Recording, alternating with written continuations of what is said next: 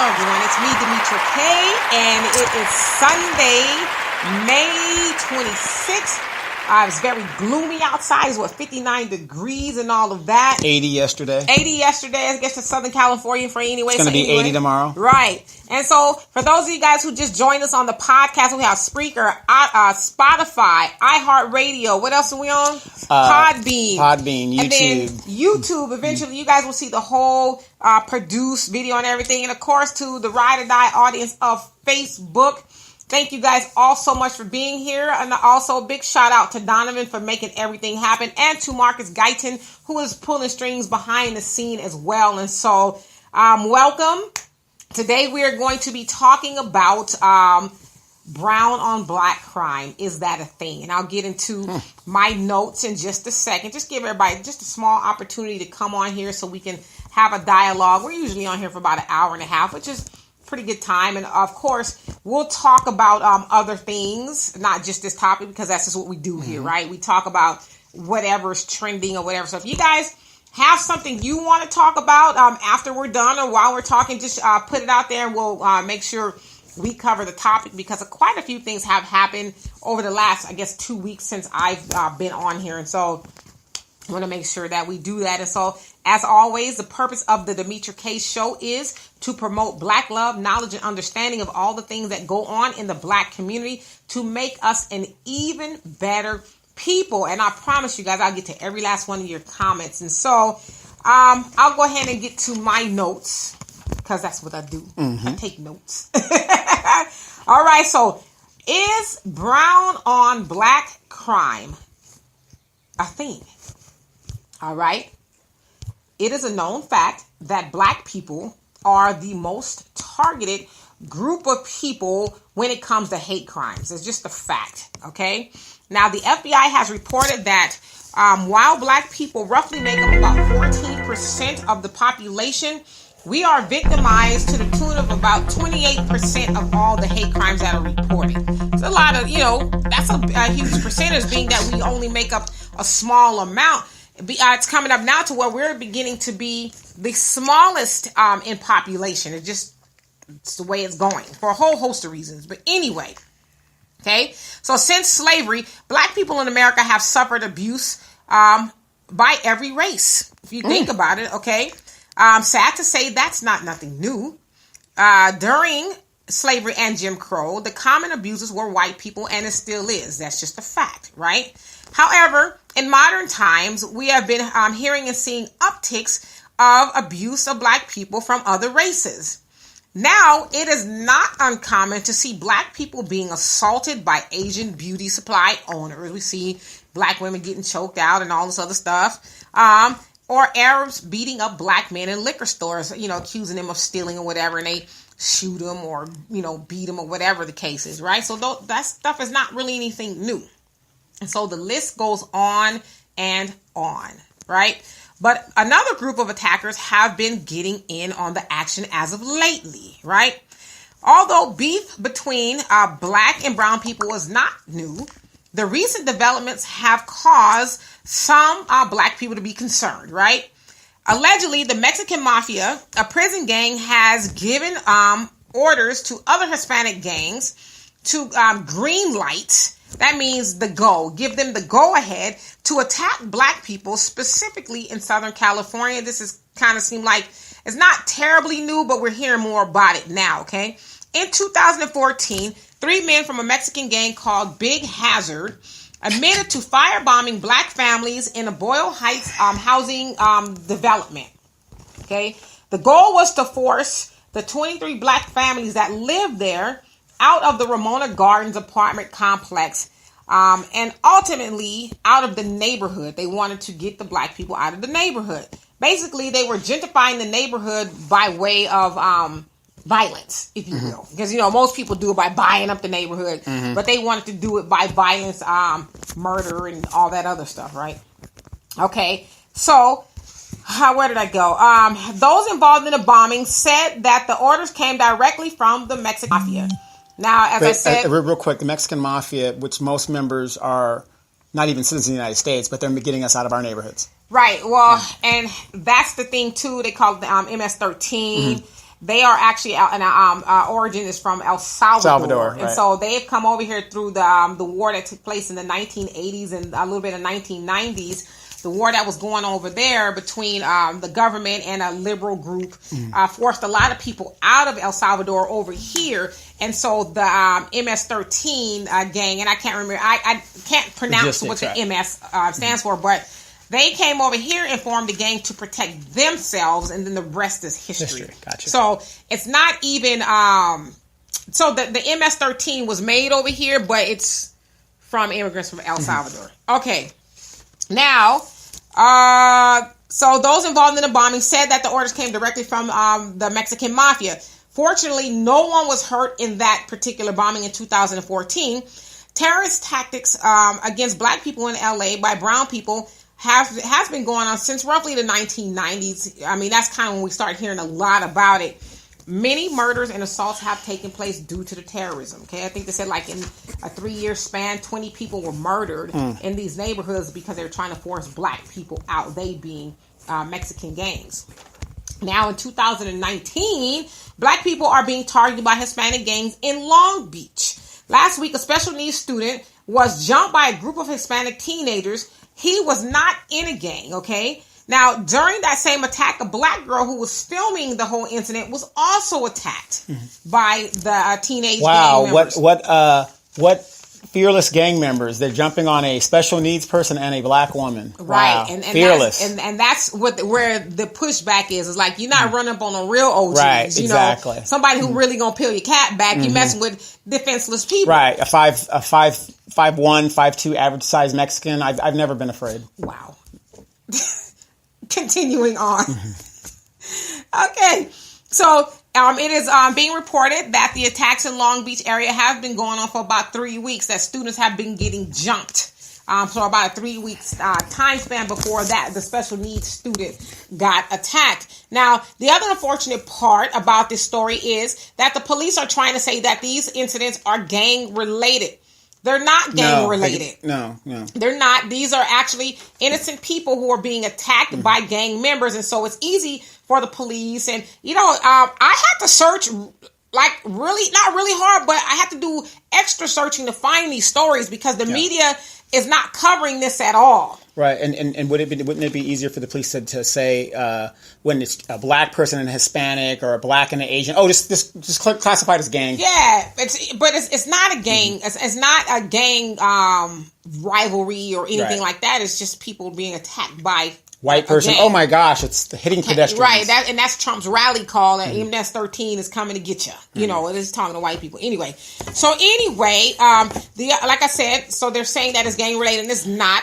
So don't believe the hype. Don't believe that it's gang related. It's not. Okay. Now, also, an Instagram post from a Hispanic man who is getting out of prison soon said the following: "For you females who are Mexican, date your own race. The mayates belong in the zoo." Mayates is a form of nigga that Mexicans say, or Hispanics rather, about black people. In every country, there is a word for Negro or nigga. Mayate is what they call black people in a derogatory form. Okay, so again, he says for you females who are Mexican, date your own race. The mayates belong in a zoo. If you're seen with one in Longo, that's what he calls it, Longo Beach, you will be green lighted, which means I guess you'll be effed up. They'll have the word is out there that if we see you Latino women with the black dudes, you gonna be effed up. So I don't know if that means the man's gonna be effed up too, but she gonna be effed up. I'm gonna have to say this from what you just described. He's not talking to the dude. He's talking to her. Oh yeah, that's what he's saying. What a brave man. Right. So, and as Tariq Nasheed has pointed out, no one from the Democrat Party is even talking about the violence that is going on. Instead, they keep telling us that we should be upset about what's going on with the wall and the children's in cages. We gonna have 4 more years of Trump. Right. But they're not mentioning about what's going on with the black children who are being attacked by the Mexican street gangs. It's like nothing. I have not seen or heard anything about this at all. Okay? Now, and for black people who believe that the black and brown should just unify, why would you want to unify with someone who doesn't want to unify with us? Like, haven't we tried that before? Right.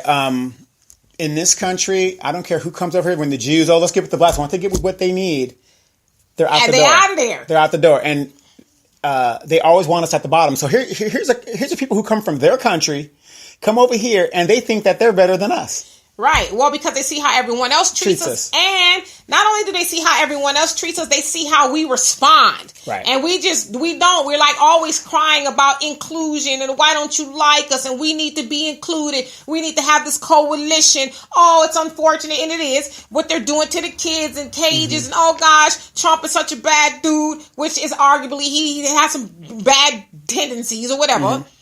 But it's like we're continuously fighting to be with people who, like, they're kicking our asses. And we want to have this coalition. And here in California, real quick, I see a lot of black women that are dating Hispanics and stuff. And you don't see us, we going to kick his ass, you know. But we're going to get to that. So hold that thought, because I want to talk about that. Okay. Now, we are now being targeted by a people who in 1960 was about 3.6 of the population, okay? And we are now, and they are now, rather, 20% of the population, okay? But back then, we are, and we still are, about 14% of the population. We have not moved. We have not moved, and so they have, almost doubled us. Tripled. They're getting ready to, anyway. And we haven't moved.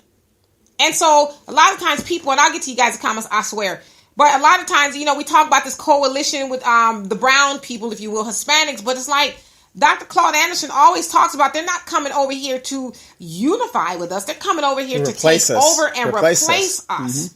It's to the point to where, and I'm not trying to cause a schism or division against brown and black people, because I know we already have that issue, but I just want to state the facts. Facts.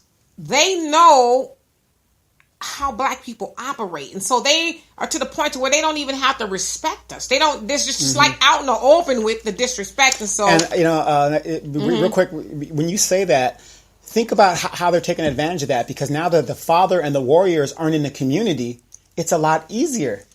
Well, we just we just lack a lot of unity and a whole host of other things. Right. But I'm just saying, with the lack of that family unit not being there. Right. I mean, and so it's just coming over here to help us do what? Like, they don't need, the only thing they would probably need us for is to help serve the Democrat agenda. And that's, oh gosh, we need to vote Trump out because he's trying to send all of Mexicans back, and they got the kids, so they need our vote. Yeah, did you hear about the Democrats have passed the Modified Dream Act? Notice how quickly they're just on to that agenda. But when you say, what about the black agenda? Right. Oh, so Hutch says, what's the number he needs to call on? Oh my goodness. Oh, I didn't set it up today, Hutch. And everybody who was on here. Sydney said, what's up? Hey, Sydney. You know what? Sydney reached out to me last week and said, yo, where's the live? Right. And I was like, you got him hooked on like crack. I'm taking a break. I'm sorry. Right, you got him hooked like crack. So what's happening? And let's see here. Maurice says, what? I live in Long Beach. Have you heard about it at all? Have you heard about it at all, Maurice? The Long Beach, the Hispanic gangs are supposed to be targeting black people out there. Have you heard about that? And Victor, what's happening? It says it goes both ways. Why acting like the victim? Well, we are now talking about black people being attacked because that's the way it is. I mean, so if you can tell me, I'm not saying there's not incidents of black people fighting or victimizing Hispanics, but we as black people know that they're just, and I'm not sure if you're Hispanic, I kind of think that you are. I'll say they because I don't know what you are now dogpiling with everybody else as far as the racist agenda of white supremacy. It's about domination. Let's keep it real, because that's what we do here. Hispanics never wanted to be beneath black people, if you will. I'm not saying that they ever were, but they know that. They never wanted to be beneath black people. And so now you guys have taken over, as far as population, taken over black people. And like I said, I just know from personal experiences, dealing with a lot of Hispanics, it's like, their whole attitude is just whack. Every so many months here in California, for those that are listening that aren't from California, you will see race riots going on in the high schools. And it's, and I've been out of high school 30 years this year. What? You told me 5 years ago. I know. Congratulations. Okay. 30 years this year, and it was going on when I was, so that's why I said at the beginning of the show, beef between black and brown is not new, because that was going on when I was in high school, fights at school between black and brown, so that is nothing new. And so, Sydney, you say, nor the Republican Party. Well, see, like with the Republican Party, we know what we're getting with them. Yeah. We know. They're not trying to get our votes. Yeah, they're not trying to get our votes. The Republican Party are who they are, but it's the Democrats who keep going under the disguise of, we're trying to help black people. No, they just want black people to help them. Yeah, and if you really look at the Democratic Party's record, nothing they've done has actually helped us. Right. And then Sydney says, y'all better unified with each other, blue and red. You talking about what, Democrat and Republican? Explain. You said, and they see how we treat each other. Absolutely. So to me, that's the key. They see how we treat each other, and when they see that it takes nothing for us to jump on everybody else's issues and causes. Like I said, in most recent memory with the kids kept in cages and the what do you call it? Dreamers Act. The Dreamers Act and all of that. I can't tell you how many black people on my timeline that were just like, oh my gosh, it's so terrible. And it is. I'm not saying it's not terrible, but it's like, I ain't seen you once get that upset over black people stuff. And then we got to go save them. It's like, well, what about saving us? What about our agenda? What about our issues? When is that going to be a priority to the Democratic Party? Because at the end of the day, I don't care what y'all say. Anybody says Hispanics are going to be all right. Okay?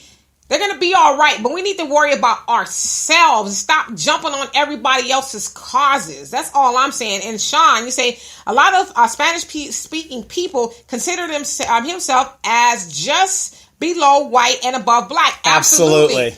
Especially on the census, they have the question. They ask you what you are, and a lot of Hispanic people classify themselves as white. Now, admittedly, the census question is kind of weird, to where it doesn't give them a whole lot of other options but to say maybe they're white. But it just is, it is what it is. And so, Sean says, that was all created by white supremacy, divide and conquer. But the end of the day, black people have to unify and protect yourself against all other groups that seek to marginalize us. Yes. Absolutely. And as I said, to me, this is just my opinion, Hispanics are just the latest group of people who are doing it because, for one, we like to talk, but we don't do. Right. You know what I mean? I get tired of seeing people, black people, especially on the news, crying about being included. Like the children are going to the school and the school is discriminating against the kids. And, why don't they? And I get it. Some tax dollars involved. So I get all of that. But why continue to force your children to be with people who don't want to be with you? That blows my mind. And Tyrone, you say, that happened in East Riverside during the 90s, gentrification by way of terrorism. I did Mexican women in LA, and you do get dirty looks, and she does get talked about by other Hispanics when, when she is alone. Violence may be new, but they have always been very aggressive as far as interracial dating. Absolutely. Yeah, but I agree with you on that, but it's just so funny because I have family members that have dated, and of course I let my piece be known. But it's so funny how they are quick to jump on them sisters, and it's not a problem for them to get with a sister, but it's a problem for them when we get with their sisters. Because I think ultimately for a man, it's like the desecration of their woman. If, another race is with their woman. I know. How dare they love who they love? Well, how dare? I mean, but you know what? I'm going to say this. I'm just going to kind of sound kind of crazy probably. What's new? I get it. I get their admonishment for to their women. Hey, keep it over here. Keep it brown. What do you think I've been saying on my show? Stop with the weaves. Stop. Anyway, go ahead. That ain't got shit to do with what I'm saying, okay? I get their admonishment to their women. I don't get the violence against their women, but I get it. Let's keep our thing brown. What are you doing over there? We need to keep our thing solid. And for the most part, it's working for Hispanics because they are growing. They are the fastest growing race in population in America. But then again, their community hasn't been destroyed. It's easy to do that and keep together when you didn't have an outside force to destroy your community. And I've been all over Latin America, and I'm going to tell you this. They've got some niggas down there that are as dark as we are. Right. Don't tell them that, though. Right. And Maurice, you say you haven't heard. Really? Look it up. It's It's kind of on the news, and from what I understand, they did arrest the main guy who attacked the special needs. They're calling him special needs. They don't say his name. 16-year-old boy is what it was. They arrested the guy. He was an adult that actually participated in the jumping. So they did catch him. But yeah, you should check it out. It's right in your neighborhood. Hey, Gloria, and thanks for sharing the link. Please tap on the link if for whatever reason we're not friends so you can get in on the conversation. And Marie says it's the same in jail and prison. Yes, it's super that way. And they say that a lot of times that's where the hits and the calls come from is inside the prison. Shot callers, Yeah, they call the shots in there and tell the other gangs what to do. And so, absolutely. And then Shine says, at the turn of the century, Irish, Italians, Polish were considered the Hispanics of the day. They also turned against black people. Absolutely. So you get what I'm saying. The race riots, yes, back in the day. So Shine gets what I'm saying as far as nobody wants to be considered underneath black people. For white supremacy and this economy to work, you got to have a class that is at the bottom. And for some reason, we occupy that because we were the only group here that came as slaves. Right. But our issues are because we have a lot of issues, but one of them is because we're always jumping on everybody else's bandwagon. Captain Save. You take it for instance, like the election that's coming up in 2020. Most black people are so enamored by the Democrat Party, but it's like they won't take the time. And listen, I used to be a Democrat, so I'm not sitting up here fronting. Dummycrat. Whatever, years ago. But we won't take the time to say, okay, well, what actually has the Democrat Party, and I'm not telling people to go a Republican either, but I'm saying we won't take the time to say, what actually has the Democrat Party done for black people? We just keep going along with it. But if you think about the Democrat Party, they have done more for Hispanics and everybody else, Asians and immigrants, than they have for black people. Prove me wrong. And you got to remember, the Democratic Party was the main party that rebelled against the United States. Right. And Al says, my friend Rex lived in Los Angeles and dated a Mexican girl. His relationship reminded me of the West Side Story when Tony, who I was Irish, dated Maria, and the Hispanic gang, the Sharks, jumped him. So you can imagine what the Mexican gangs did to Rex's black ass. Well, I mean, I too know stories like that where Mexican dudes was like, nah, we don't want you dating our women. So. Which is kind of stupid. Like I said, people have a right to love who they love. I mean, they do. So, I'm not, you shouldn't be threatening people, but I'm saying at the end of the day. No, I understand the bottom line. A lot of races are that way. You need to stay home. But then, you got these sisters out here. Let's see, Tiffany Haddish, carping for Leonardo DiCaprio. And the thing is, what I'm saying, when you're in a position like that, and you've got a social media following, how much influence are you telling these young girls, oh, get your wife, these brothers ain't shit? Well, I would say that, because I agree with you, but I also should say that the parents of these young girls should be more influential than Tiffany Haddish in her antics. The parents at home should be teaching their daughters and their sons, hey, there's nothing wrong with you loving black people. Love yourself. We are one of the only races of people, I want to venture to say that say, oh, you love who you love. Oh, yes. It's okay because we think we're getting with people other than ourselves is better. Or we've made it. We've arrived if we're now with white people and we get to bring a white man home or a white woman home. We've made it. Real quick, what was that movie I told you and Al told you to watch with Taraji P. Henson? I watched it the other day. Alimony. Acrimony.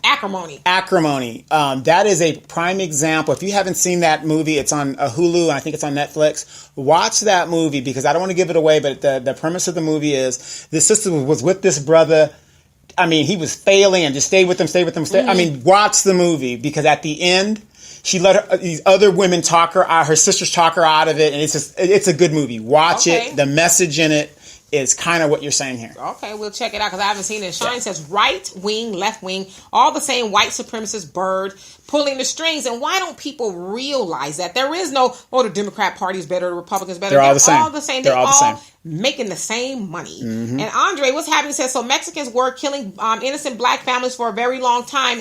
In Torrance, it used to be horrible. They shot a black 11-year-old boy with an AK-47 12 times down. For being black, they killed a 12-year-old. 12-year-old Got it. They killed a 12-year-old girl for nothing. They outnumber us now. It's 12 Mexicans for every black in California. I do not hate Mexicans, but I realize they have larger numbers than black people. They don't care about us by default. What president has his neck on Mexicans' foot trying to build that wall? Hello. If that wall ain't closed down, your kids won't have a job in McDonald's in 2023. Hello. Why? Because the Mexicans will have it. Black folks better wake the hell up. Never vote for any candidate who is pro that wall. Yes. Have you guys noticed? Absolutely. Yeah. Have you guys noticed, even in the lowing paid jobs, let's say like the city I live in is annotated with warehouses, $9 an hour.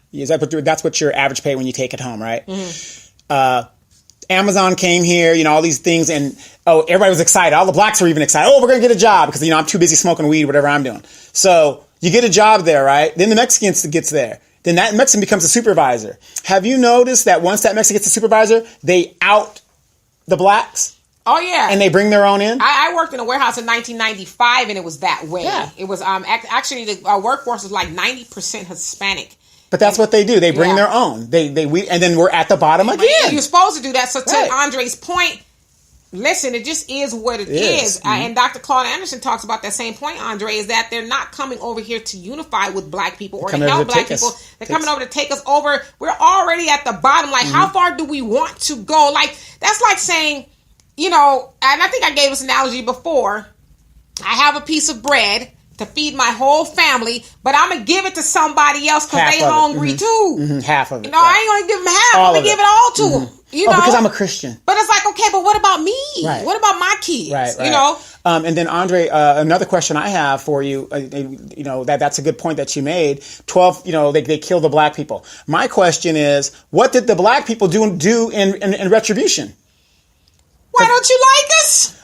You see what I'm saying? That says a lot, because if I got a gun and you got a gun, or let's take the gun out. If I got a club and you got a club, we both know what's going to happen here. Right. So if they're just shooting us down and we ain't doing nothing about it, we got a problem. Hey, Kalanji, he says, I don't get why so many want to be accepted by these other races when they don't like us. They don't like us. Then we go over there. Yeah, it's a mental thing. Kalanji. Or Kalanji. I'm going to say this. I say it all the time. And I'm not, trying to say this, but I say this to be frank. Nobody hates themselves more than the black woman.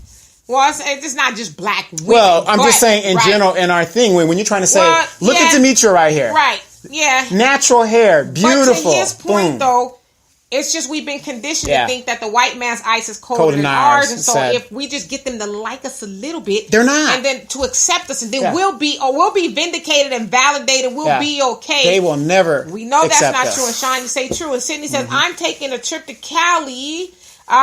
This is blowing my mind. Meanwhile, out here, it's the opposite. Well, all of California is not bad, but the media is not going to tell you guys these things. They're not going to tell you that this is what's going on. And you guys, I'm to the point. I'm gonna get to the rest of you guys' comments. I'm to the point to where I don't want to say I'm paranoid, but I'm very careful as to where I eat out. Because I don't know who is out there trying to do stuff to, especially black people. We got a lot of Mexican restaurants out here, a lot of other restaurants. Pho. I'm getting tired of the pho restaurants. The pho. Yeah. And so that kind of stuff is on my mind. Yeah. And so Mauricia says, I also hate when I go into a black-owned business and they have Mexicans working there. Like, what is up with that? Have you ever been to a Popeyes and there's nothing but Mexicans in there?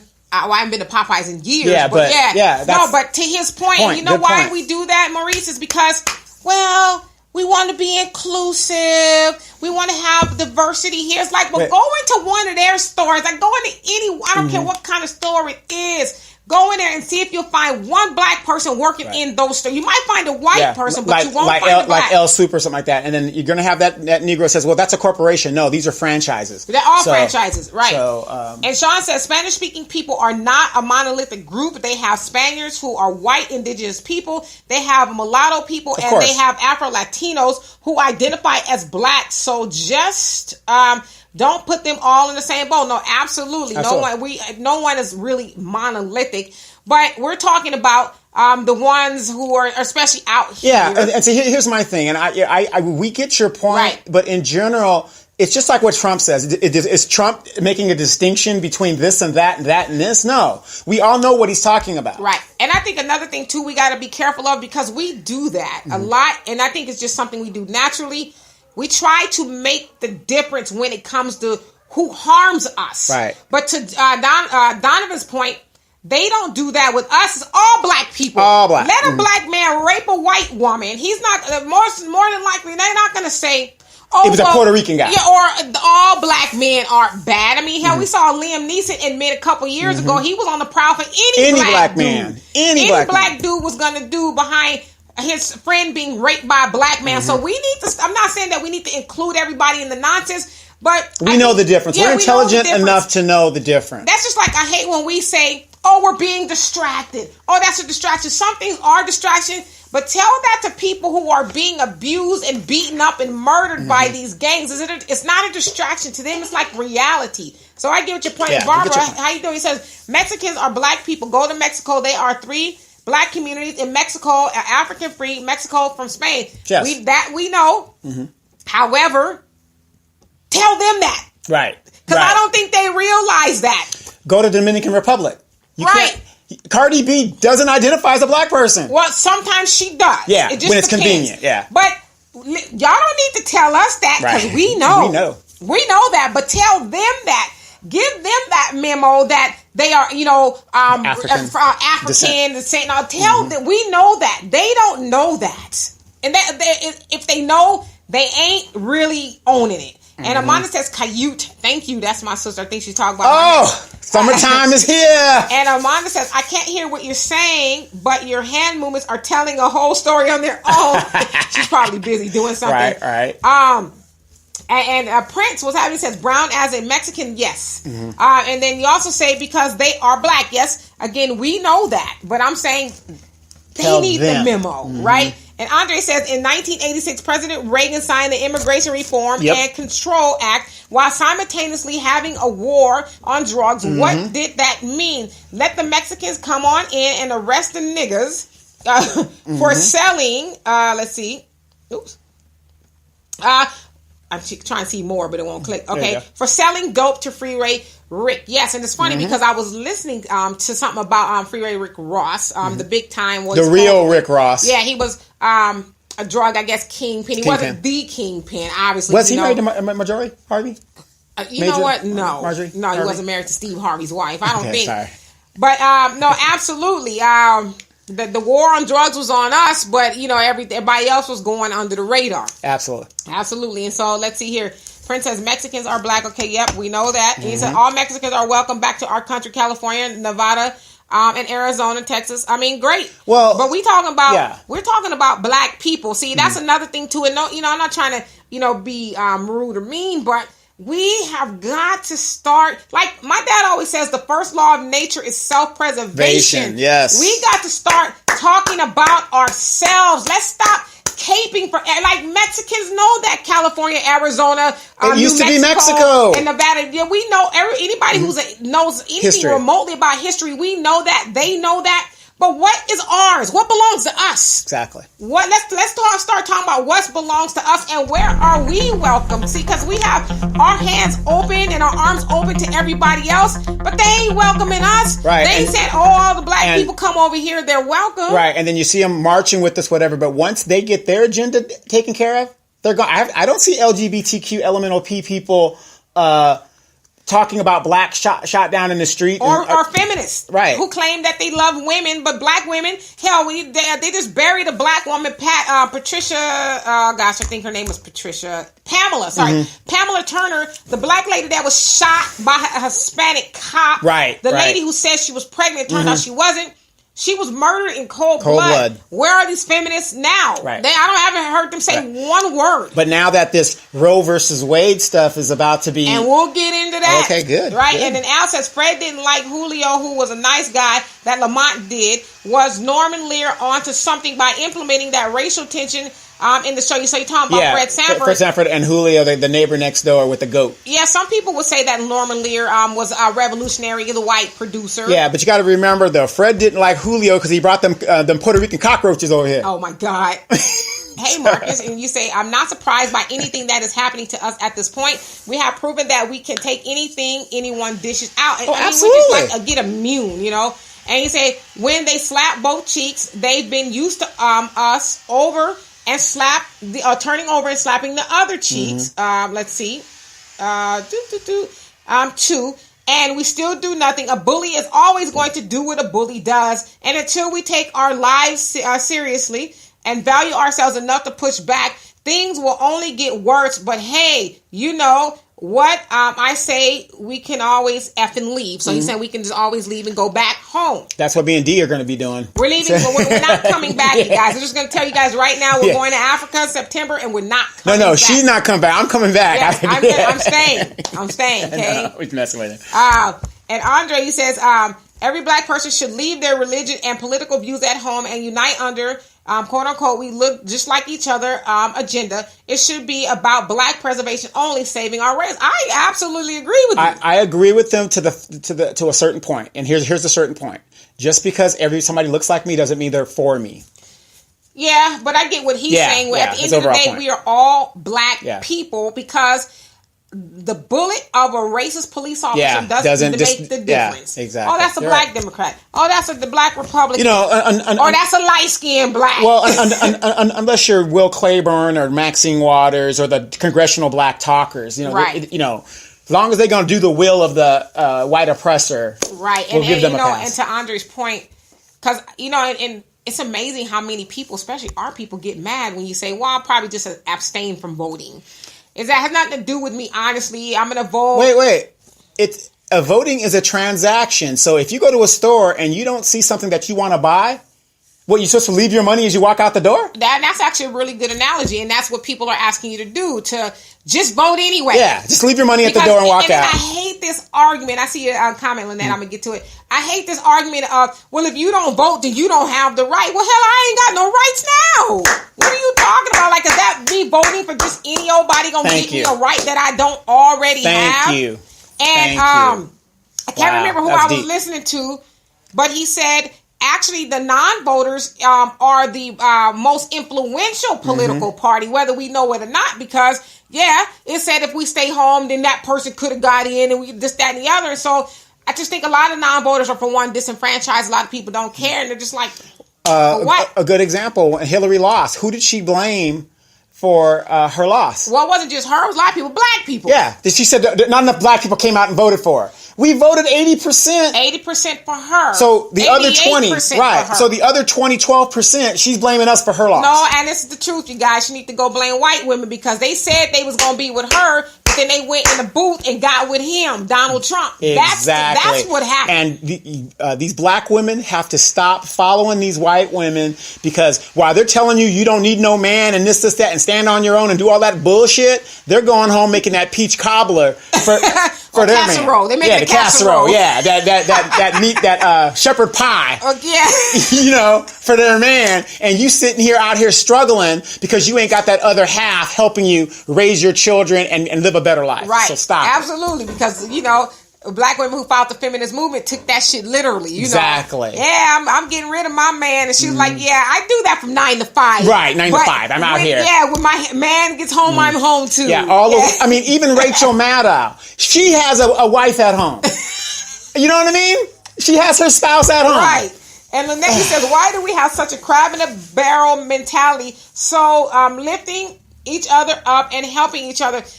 It's just conditioning. We've been conditioned that way since slavery to, and I know you guys have heard the analogies 100 million times. The field, I'll say it, nigga, house nigga, yard nigga. We've all been divided, and we just kind of carried that on till present day. We don't know how to just cheerlead for each other or help each other out. We've always been on the mindset, well, not always. There's this period of time where we were together, but for the most part, the mindset of let's go help everybody else. Because then that'll make me better. you know. If we take care of Massa first, then, you know, he'll take care of us. But you guys think about this too. Black people are starting to have quite a few masters. If you really think about it, it's not just white people. It's starting to be Asians, Arabs, and, you know, now Mexicans. I mean, I know you guys probably don't want to hear it, but it's just the truth. And here's another thing you've left out. Africans. Oh, pure Africans are coming here, doing better, and, you know, and well, because they didn't have those issues. I mean, they got issues, but not like the ones we've been conditioned. But what I'm saying is they're coming under the same pretense as these other people, taking advantages of all the programs. And now, if you go to an African and say, "Well, are you African American?" Hell no, I'm African. And then they get over here and a black bullet. I mean, a racist white bullet catch them in the ass. Right. Then they want to be black. Right. And Marcus says we fear knowledge right now. You said. Yeah, I think it meant EFF, the Economic Freedom Fighters, is slowly taking back what is rightfully theirs. Imagine if we supported Julius Malema and the EFF globally, what we could get done. And yeah, being Julius Malema in South Africa, has reached out to black people in America, say, hey, what are we waiting for? Yeah, if you go to YouTube, for those that are interested, if you go to YouTube, you will see Julius Malema talking about the United States of Africa. Mm-hmm. So. And then Al says, when y'all go to Africa, please don't come back saying something bad about the people over there. Africa is not Cali, Texas, Arizona. Silly. No, but, yeah, so, I mean, we need, because I don't see any more comments, but yeah, it's just like, for one, I wanted to talk about it, because I try to talk about things that a lot of people aren't talking about. Everybody wants to hear about what's going on with, the Kardashians. No, and they don't. Nicki Minaj is in the hospital because she didn't let her surgery heal, and, you know, so she's not on tour right now. I know y'all want to hear about none of that. Yeah. But no, these are the things. And you know, to Maurice's point, he lives in Long Beach, and he didn't know about this, and so I'm imagining a lot of other people didn't know about it. But it's just something we need to know about, and not just to know so we can be on guard because we should, or to be scared, but we need to know. Because we have to fix our situation and stop becoming targets to everyone else. We have to stop being targets. We're so vulnerable. And not even just physically, but financially, we're vulnerable. You're not going to, I know that I'm not in California, Southern California, going to walk outside the house and go to a black grocery store. I'm not even going to go to a black liquor store because we don't have them here. We just don't. Everyone else can go to their own store. Like, I bought a pair of tennis shoes the other day, and I am so, like, just excited about these tennis shoes. They're black-owned tennis shoes made by black women called Albana. You guys have probably seen them. But when they came, I was like, this is just, like, so awesome. I've never had an opportunity to do that, to buy a fully black-owned shoe. And I'm not talking about Yeezys because we know that's ultimately under the umbrella of Adidas. But this tennis shoe is actually all black owned. And so it gave me great pride to do that. And I would like to do that with a lot of other stuff. One day I would really love to walk outside and say, hey, I need to go to the store and walk into a black store. That would just be like it for me. Well, we're going to see that in September. Black store, everything. I know, black everything. I mean, hey, Billy. And when we go, I'm going to take a lot of video and pictures because our reaction to that, because we're not used to that. Right. And, you know, if you really like, I'm a people watcher, and when you see a person that you take them out of their normal environment and you put them in an environment that is totally foreign to them, you just see a different thing come over them, especially for black people. Right. And so Andre said, what's the solution? Well, for one, I think, and we've talked about this quite a bit, we need to start loving ourselves. I think that's really the big problem is we don't love ourselves and we don't have a knowledge of self because people, you think about somebody who's been in a very bad relationship, right? And been in an abusive relationship with somebody and they stay not really because they love the other person, is that they don't love themselves. They don't love themselves enough to go do better, to go get better. And so that's basically black people in a nutshell. We don't really love ourselves. We might say individually we love ourselves, but as a collective, we don't love ourselves because as someone alluded to, I think it was Lynette, about the crab in the bucket thing, because we don't love ourselves collectively, it's hard to see other black people do well. Instead of saying, wow, well, when they do well, I'm going to do well let's help each other do well like everybody else does. So for one, we need to start loving ourselves and having a real love of self, self-knowledge. And then of course we need to unify economically. We cannot keep giving what it said, $1.3 trillion of our money away to the tune of 97%, and then wonder why we don't have anything. Because where there's money, there's power. It's just a fact. If you don't believe me, go to the light company and say, listen, I ain't have no money right now. I just want you to trust and believe that I'm going to pay you. That might work for a month or two, but after a while, you're going to be in the dark because money is power. Money speaks when nothing else does. Money speaks. So we need love of self, knowledge of self, and we need to get together economically, start spending money with each other. Like I said, with the tennis shoes, if I'm going to buy some tennis shoes from now on, I'm going to buy with my people. I'm not giving Nike and all these other people my money. I'm giving it to my black people. Amen. And the shoes weren't even that expensive. I mean, it cost like $53.